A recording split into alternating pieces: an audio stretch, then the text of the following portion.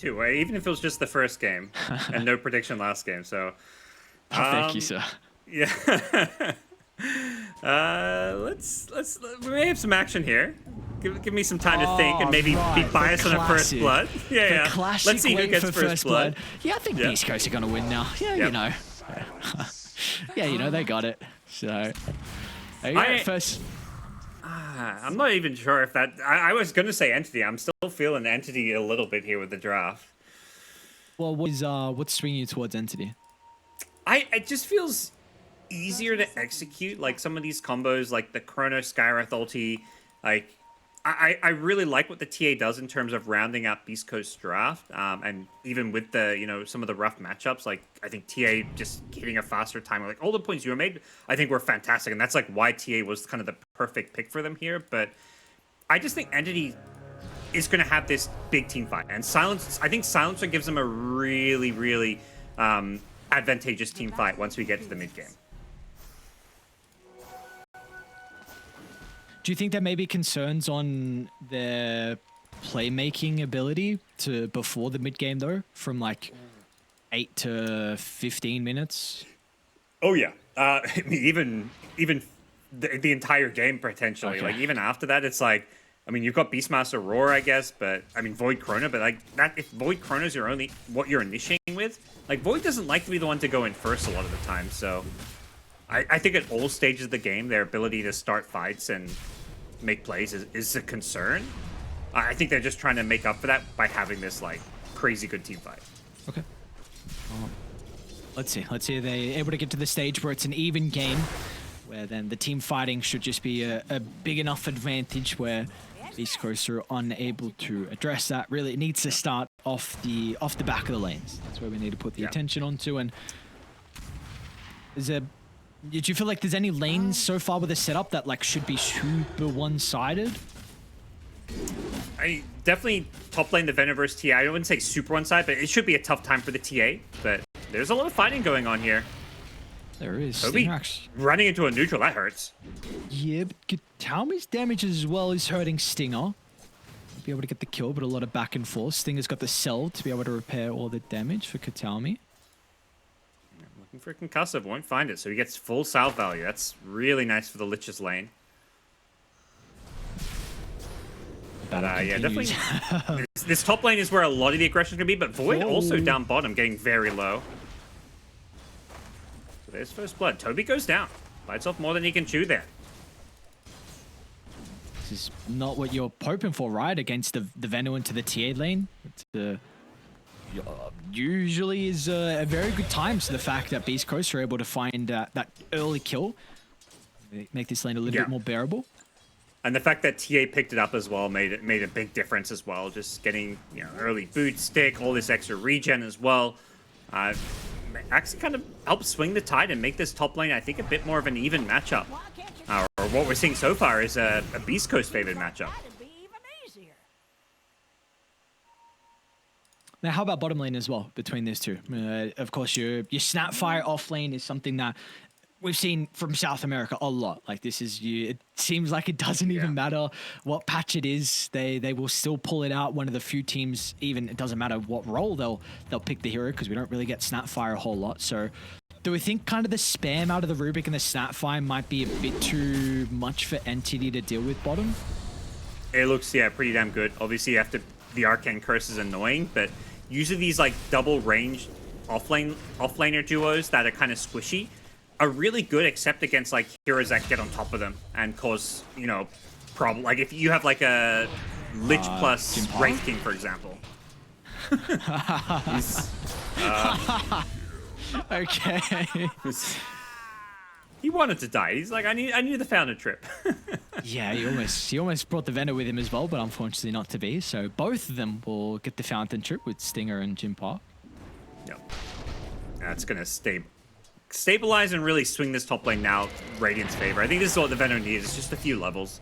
Now the level 2 Poison Sting. And mid lane, by the way, Beastmaster having a fantastic time.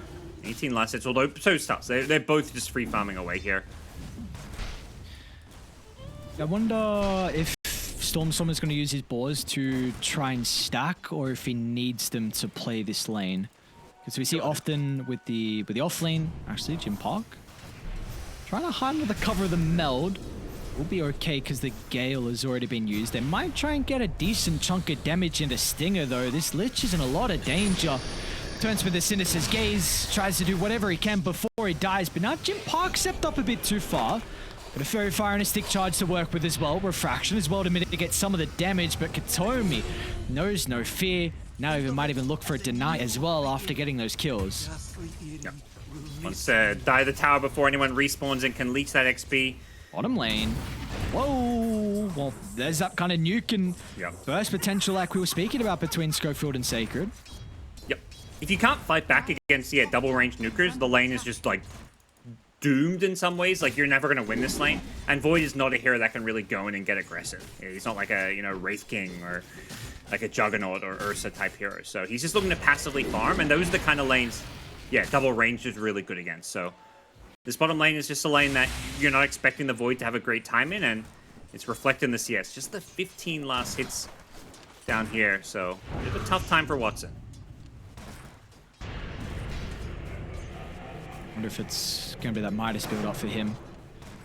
It's the more favored one at the moment. I have seen a couple Mask of Madnesses, but I think we might see the Midas from Watson. It almost feels like it may become necessary since he's going to be in a bit of catch-up mode. Not the best start to his game, as more kills going their way up top. Lich ticking down to the damage over time, and Veno, double bracer, just having a fantastic game. All the stats. Universal heroes doing their thing. But here's a rotation. Tusk has come top. That he has. They're going to try and mirror that on Stormstormer though, with the Roar already available. They'll hold Dark Margo into place under the tower. They're lacking some damage at the moment. What's the call going to be from the Tusk, south or north? Looks like he wants to cross the bridge. Another round of the Arcane Bolt, along with the spells from Katomi. They will be able to bring him down. So nice reaction out of Stormstormer. Yep.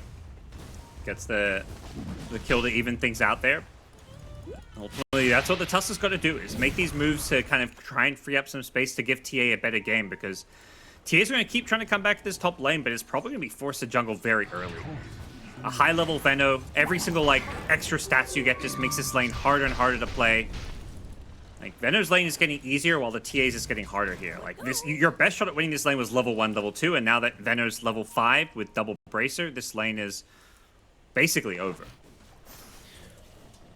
So that's where beastcoast now need to start putting a lot of emphasis on the stacks. They already have a double at the hard and the ancients over by the triangle. They need to really continue to build some up. I'm still TA's top net worth, but like you said, this lane doesn't get easier, and he's going to die for a third time. They're going to try and TP in Schofield in. There's a Lotus. He's not dead just yet, actually. Turns with a refraction. Now with the double support showing in the lane, he will continue to stay alive and get some much-needed kills over towards Beast Coast as well. Wow, that was really nicely baited. Lured them in, had the 1 charges, plus the Lotus that he grabbed from the pool, so able just to kind of see that aggression coming and knew that his teammates were going to back him up there. So great communication coming in from Beast Coast to get the Wisdom Rune. Yeah. Oh. And Stinger just ran straight through the tier 1 tower as well. He was not taking the long way around. He didn't want to risk losing that. So that looks like it's a 1-for-1. Fishman was even able to yoink the bottom one. So at least it's a tie. Yeah, he walked in. He will get caught on the retreat though. He go down here. Schofield's close enough to be able to connect. 3-point scatter blast should be plenty of damage if they can hunt him in the tree line. I'll get a glimpse of him for a second. So Fishman goes down. Toby goes down as well, top lane. So, I mean, that's a vital kill. That's your offlaner, but Entity's still looking to try and get aggressive. We do have a rotation, though, out of Dark Margo. They're going to try and mirror this once again from Stormstormer. Down to bottom, they go with a goddamn good chrono from Watson with a Roar to follow up. There's going to be no snowball to keep Dark Margo alive, and now they can turn to some of the other heroes as well. As Sacred pretty taken with the Vanguard, though. 1,200 health they have to go through. And we're seeing how difficult that is currently. With the axes back up shortly, Stormstormer, is he going to have the damage by himself? Will need some right clicks. And he's not going to be able to catch up to Sacred. So in the end, They'll get the kill in exchange for Dark Margot's life. They will also be able to chase down Stinger as well by the looks of it. So Watson's going to be rewarded for that kill. Yeah, they're fighting back here in this bottom lane. Entity, such a good chrono here, and this Beastmaster Axe is just shredding through people. And it is. Stormstormer pumping in so much damage to start, and now it can turn over to Dark Margot as well. Entity with the numbers advantage and not done just yet. Looks like the resources are actually going to be a bit of an issue for them. So Rubik will be able to get back. They are TPing even the Lich down bottom as well. It will not be enough. It's great bounce back from Entity, bringing numbers to the bottom lane. They are giving TA a pretty free game here as a result. And you know, most impressively, the lane itself went so well for the TA. She stays top of the net worth charts, but getting some much needed room and kills that help the Faceless Void out. Give him that better game, help get him towards that Midas so that he can truly start his recovery farm, because you know, if you're Entity, you're thinking, yeah, we got to be in for the long haul here. We haven't managed to destroy the TA's early game. Void is like 1,700 net worth behind the TA right now, so a big farm discrepancy between the two carries. So they've really got to slow the game down a bit and use their strong cores to try and buy them some time. Well, those strong cores, it's really only just one this game. That's Stormstormer with when he gets the scepter. I will say I've been quite impressed with how active he has been though with the Beastmaster early, and then should be able to get the kill onto the Tusk as well with the Roar into Mystic Flare. They're gonna be able to get the combo out. Beautifully done. So another kill for them to add to the tally. Gatomi's actually going to a phylactery, so pretty interesting build out of the sky. Yeah, going to get some more damage out, I guess, because that's really what this item brings to the table, is just damage output. But I mean, I guess if you're looking around, like you've got a Venom offlane and a Faceless Void safe lane who's going to be just farming and playing a bit slow. Early mid game wise, you are a bit light on damage, so this is gonna basically just be like a second mini ulti almost for the Skywrath Mage.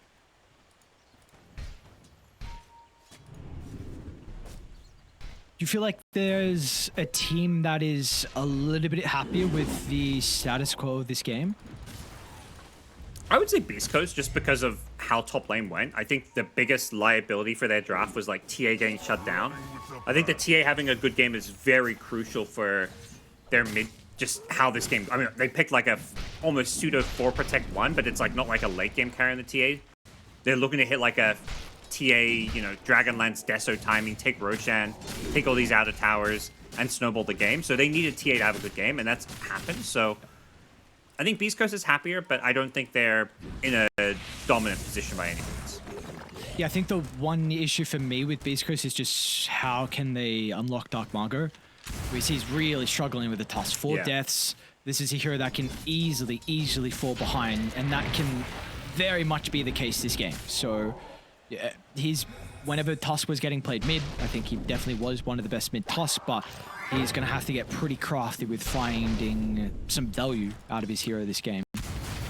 That's a good point, because yeah, he could very quickly just become like a, you know, second utility hero slash like almost offlane. If he's just got running around with blink phase boots and not scaling, this TA's suddenly like everyone can just itemize for TA and get their, you know, halberds and things and 4 staffs and make it impossible for TA to do damage, and then suddenly it's like there's no one else who's going to be scaling if Tusk is having a bad game. Speaking of the Tusk, gonna try and jump Fishman. Got some boys nearby though, so it's not gonna be an easy attempt. Shard to try and block them off, but Watson, he's already cut off the pass to the right side. Great read from the Faceless Void, sees an opening to get involved for a kill. Gonna be some much needed gold for him as well, considering we said there's a big discrepancy between his net worth and Jim Parks on the TA. Yeah, you mentioned Dark Mago finding a way to get him involved and giving him a better game, and another death to his name, just making these rotations and trying to go for these power runes and stuff. And it doesn't feel like the supporting cast is trying to play around him so much, but it's almost like they may need to start taking that approach, or he needs to play around them, because he is so under farm right now that he can't be making any moves on his own. In fact, it's currently Entity trying to make a move. Watson and Fishman in combination together. They've even got Katomi nearby as well if they're going to need the extra damage with the Mystic Flare. No one's currently home at the Ancient, so... Oh, it's the Tusk. They're pinging him. Once again, it is the Tusk. Aghanim's just complete from Stormstormer too, so this is a crap load of damage now for them to work with. Ooh. Nice snowball. He should still go down, but it will give time for the reactions coming through. Global Sun's going to be able to get rid of the artillery, so you won't have the Snapfire ultimate to potentially turn the team fight around, as Jim Park's even being zoned away as well. With the damage over time, TA needs to be cautious, which will give Entity an opportunity to turn towards Stinger, but Stinger, acting strong, chucks out a Chain Frost, stands in the middle. He'll shrug off the damage. Finally, they're able to bring down the Lich as well. Beast Coast tried to turn it back around with the Corona being used early on, but in the end, looks like it'll just be a 2-for-1. Kept stolen raw. Jim Park can get in range. A big meld with the Deso completed. Nakatomi as well might be in some danger with the side blades. Jim Park won't be able to get the required damage to find the Sky kill, but man, Schofield, what a stolen raw from him. And he's feeling, dude, he's feeling good this game. He's gone first item Scepter. Oh, I love it. I didn't even see that raw get stolen, but I'm watching Void like, yep, this is a team fight that Entity just won, not like convincingly, but then all of a sudden a faceless Void kill.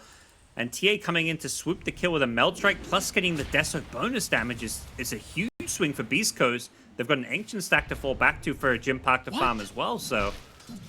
Dude, this Parker, is great. How's he this farm and he hasn't even taken the Ancient stack yet? This, honestly, how well this top lane went was impressive. Not to mention just like he fell back to the jungle pretty early on too.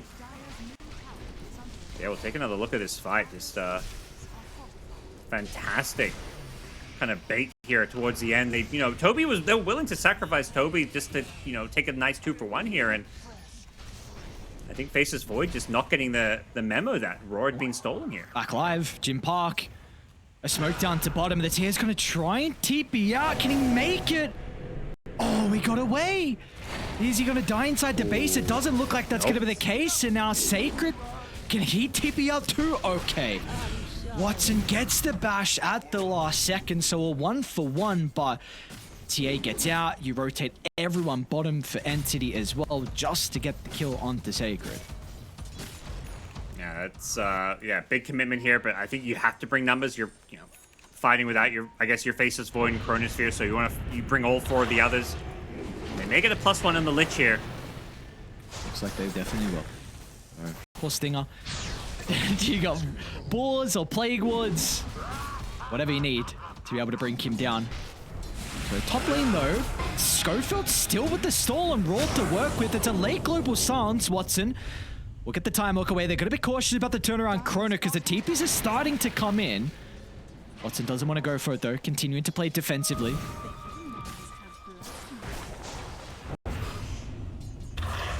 Margot in danger?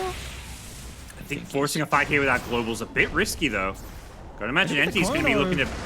Watson's in, and with Toby's damage from afar, cast the ultimate, bounces to Schofield now. He does have Jim Park nearby. Tier's gonna go for the hero play, slays the Void, now turns to the Silencer.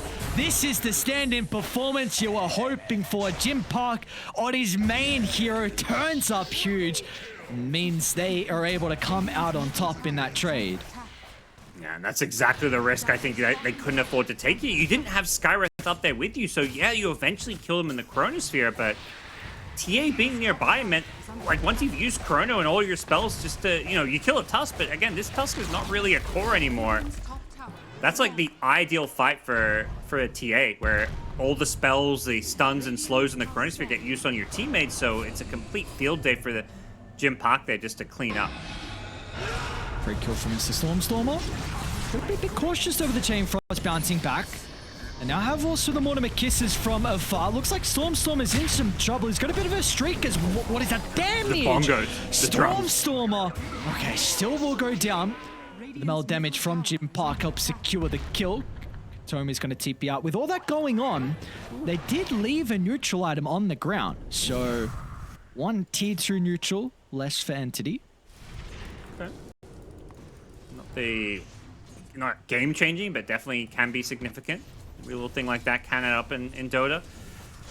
But yeah, these two teams neck and neck. No lead going either way, but I do feel like Beast Coast is hitting their stride and going to keep forcing these fights here. TA with Blink Desert Chrysalis is got a very free Roshan if you ever find a kill or two.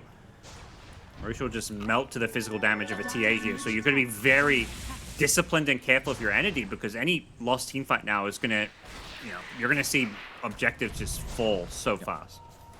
Not even just lost fight, but if they take a skirmish and they use abilities, like Chrono in particular, Global Silence, and it doesn't go well, if they only get one kill or not even a kill, then that's just instant to Roche. I do think they smoked onto the Hawk. Stormstormer's got a great spot. Schofield, though, doesn't want to go up the high ground as soon as the smoke pops. Plays accordingly, backs off. He's going to let the rest of the team play the front line. But Dark Margot is able to come into play, but he too is very cautious about running up without any vision. Yeah, Entity just wanting to play around that high ground ward, which I think Beast Coast kind of realized was there. They were trying to maybe clear it out, but Entity just holding the high ground there, throwing spells to force those defensive blinks, and it's important to just get them out of this area here. We'll see if Beast Coast do try and force this Roshan. They've got all 5 heroes positioned up here, but let's do Entity. So with ultimates online, it should be Entity who have the advantage here. But item-wise, they're a little bit behind, at least in terms of like where the key cores are. Like Void has the Ogre Axe, but still has a bit of a ways to go for BKB, whereas TA doesn't have a BKB, but has a shit ton of damage. Crystallis, Deso, like the Daedalus is almost complete. Like there is a huge damage advantage coming out from the Beast Coast Stormstormer. Global Silence as well. This is a heavy commitment just for Dark Margot. Mystic Flare as well. And they might not even get the kill.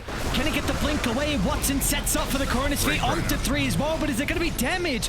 Jim Park's okay. He'll shrug it off. Now off the back of the buyback, Dark Margot's in with a lot of kisses.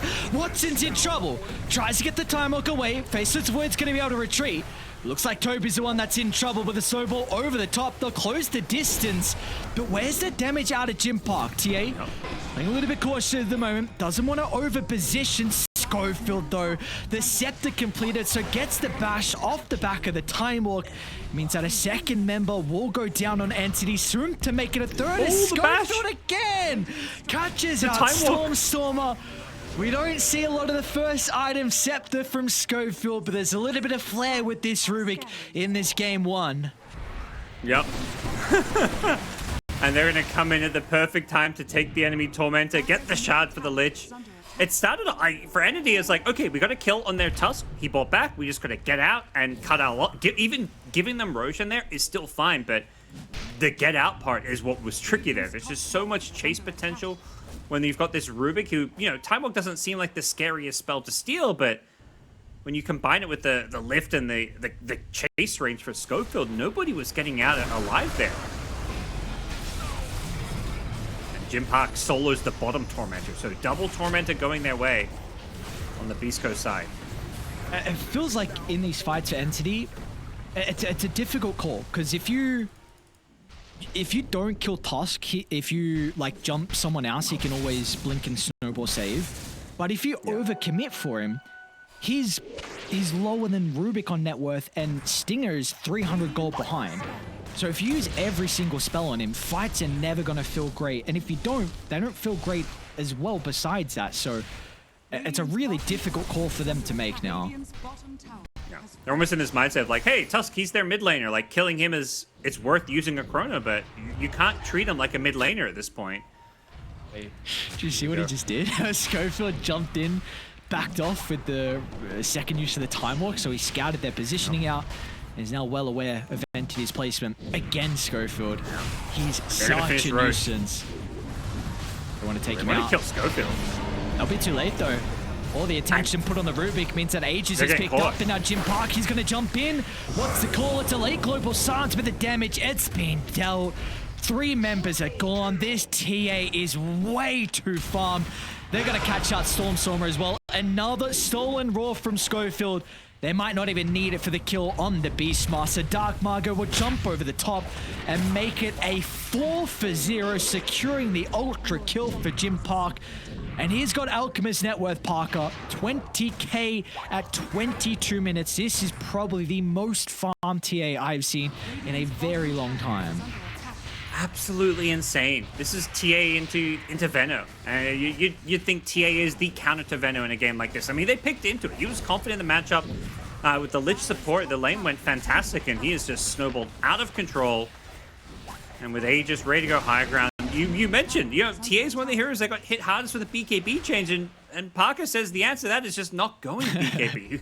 This is a carry player's dream. It's like a patch where BKB is not a must-buy item. For your greedy carry players, they love it. They didn't want to buy BKB anyway, so players like Parker are just, he's feeling himself. He's just playing around all the spells. He's only died twice this entire game. Is honestly just so impressive. What a stage to feel himself on as well. And he might even be able to get Watson. They'll need a stun. Dark Margo's going to be able to provide that. So too with Stinger as well. And just look at the damage. It's just blown up from our screen. Watson not even able to have a hope of escaping. Entity have to watch him die on the low ground. And this is just going to be a painful close out of the game. They still got 3 minutes of the Ages. And Entity do not split push well at all. So this is going to be super difficult for them to be able to delay this game. And even if they can't, like, break high ground with the Aegis, and they probably can't, like, with an Aegis TA. Like, they can maybe force this, but they're going to have, like, that full map control where, hey, you're stuck in your base. We're sitting right outside of it. We've got all the vision up. We're farming everything. Your Ancients, our Ancients. Getting every, they got double Tormentor. They'll get all the Wisdom runes.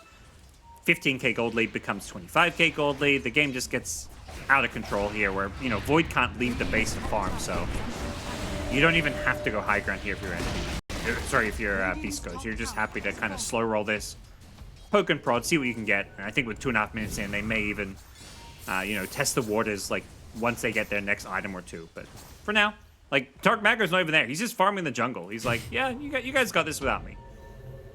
I think probably Butterfly is what they're waiting for, which is about to be completed for Jim Park. I think is it Butterfly or just the Swift Blink? Oh, okay, maybe. Oh, no, it is Swift Blink. Okay, yep.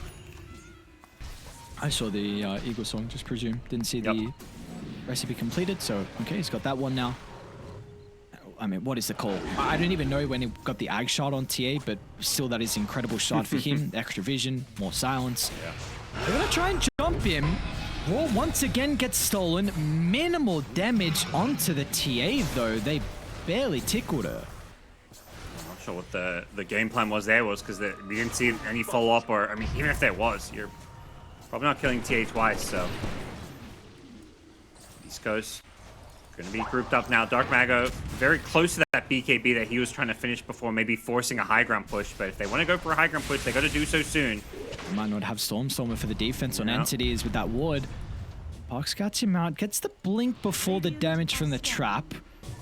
He's still in a lot of trouble though. Jim Park will easily chase him down. Stormstormer's got to get pretty cute with the jukes, but he runs straight into Stinger.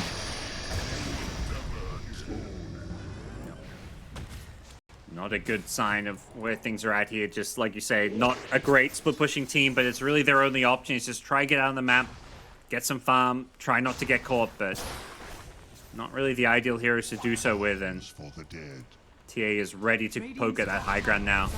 Tusk BKB coming out on the courier, so pretty safe poke at the high ground here. Just 40 seconds left on the Aegis, so not sure they can fully commit to the racks here, but if they can find some more pickups and kills, they sure can. A 2-shot? You got the ward set up. This is something you brought up in the draft as well. That feels lovely for the Rubik against the Venno. We're going to be able to set up a formation, make it difficult for Entity to even move slightly forward to mount the defense. Jim Park's not even going to let them. What? Oh my god, Fishman almost just... If he bought back and died there, that would have been...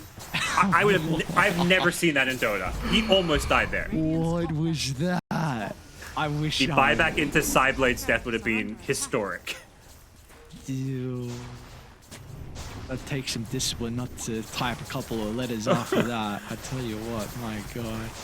I don't even know if he realized he almost killed the Silencer there, because he was in the fountain. He probably didn't have vision, but... It wasn't just the Silencer, he almost killed the Beastmaster too. A yeah. couple of heroes that only have like 300 health. I don't know if I've missed a shot popped up. I hopefully we can find one. We'll look after the game maybe.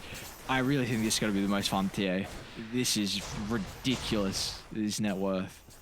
It's so crazy to look at. Yeah, almost 1k GPM. Just under 990 GPM.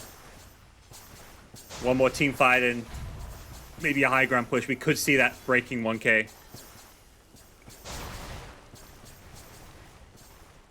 Dire's bottom tower is under attack. I'm. You're Are you surprised they're not walking up high ground?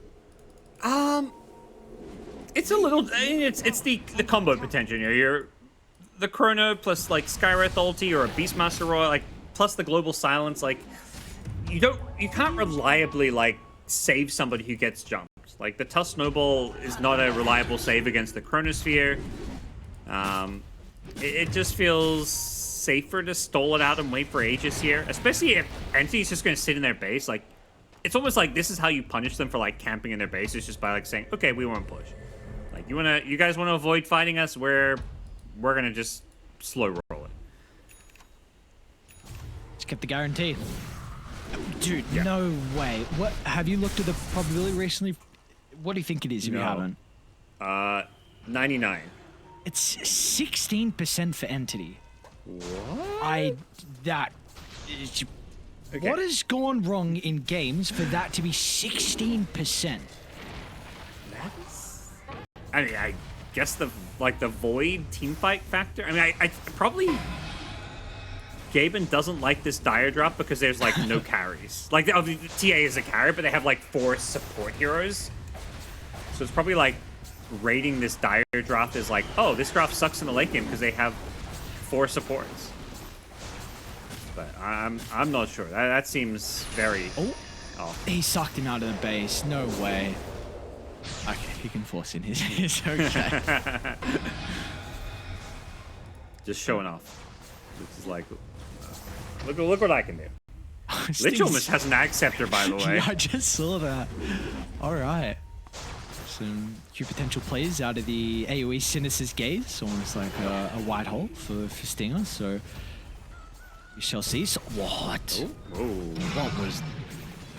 Who blinked away? Was it Schofield? I don't know how he read Rubik, that. yeah. I think Beastmaster was trying to jump Schofield and he just reacted so.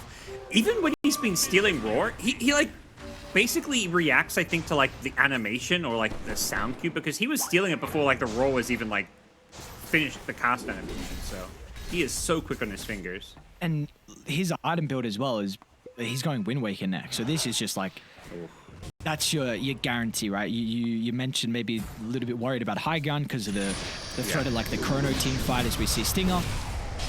He's a difficult kill with all the abilities he's got to work with. He's gonna make him work for it. Stinger's not dead just yet. Even Watson has to jump over to be able to get him. Meanwhile, Jim Park finds a freebie. Fishman casts the ultimate before he dies, but Enti, it's an all-out retreat. They might not make it with the Mortimer Kisses raining down. Dark Margot's going to jump on up as well. They won't get the connection on to Toby, but the shards will do the job. Jim Park, one quick swipe of the meld, and it's a triple kill for him. He'd love the rampage. Surprise. What, Scott? Okay. He's just having a little bit of fun. I'm gonna chuckle and just going in, going back out, creating space for Parker just to clear out the racks and get this with ease. Feels like they just didn't even. It doesn't even feel like they won a team fight and they just took a lane of racks. But you know, obviously they did get a couple kills and most importantly, several big ultimates were used.